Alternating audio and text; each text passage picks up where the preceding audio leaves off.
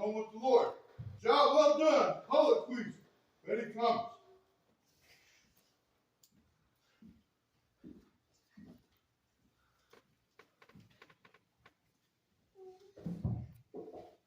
I don't need that. I'm Jackie Hunter, for those of y'all that don't know me.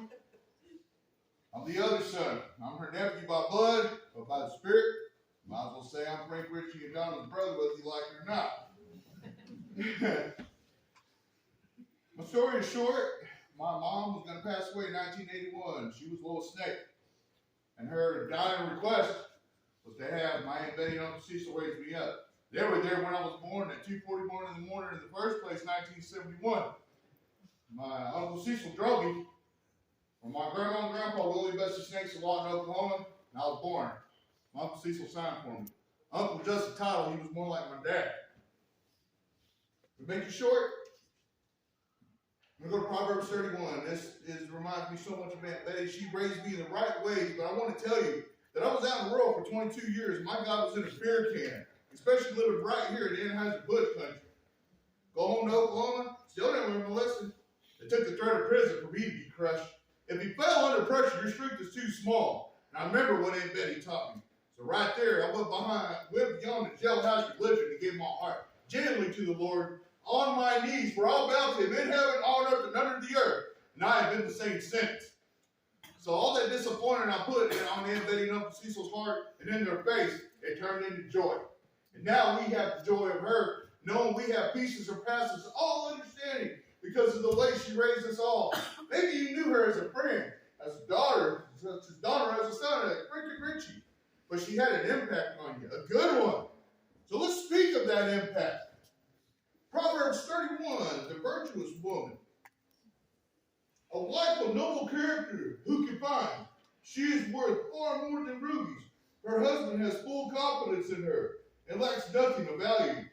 She brings him good, not harm, all the days of her life.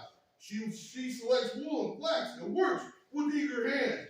She is like the merchant ships, bringing her food from afar.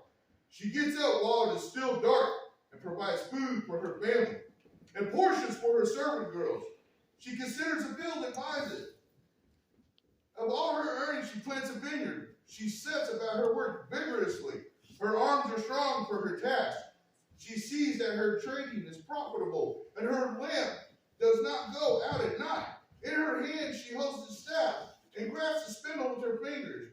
She opens her arms to the poor and extends her hands to the needy. When it snows, she has no fear for her household, for all of them are clothed in scarlet. She makes coverings for her bed. She is clothed in fine linen and purple. Her husband is respected at the city gate of the Cecil, say ye, where he takes his seat among the elders of the land. She makes linen garments and sells them, and supplies the merchants with sashes. She is clothed with strength and dignity. She can laugh at the future. She speaks with wisdom, and faithful instruction is on her tongue. She watches over the affairs of her household, and does not eat the bread of idleness. Her children arise and call her blessed, her husband also, and he praises her. Many women do noble things, but you surpass them all. Charm is deceptive, and beauty is fleeting. But a woman who fears the Lord is to be praised. Give her the reward she has earned, and let her words bring her praise at the city gate. Without a shadow of a doubt, you know where Betty Thomas went. And because of the way, higher than all ways, that she taught me in 1981, I surrendered January 5th, 2008. And I have been the same since. And I will never be the same.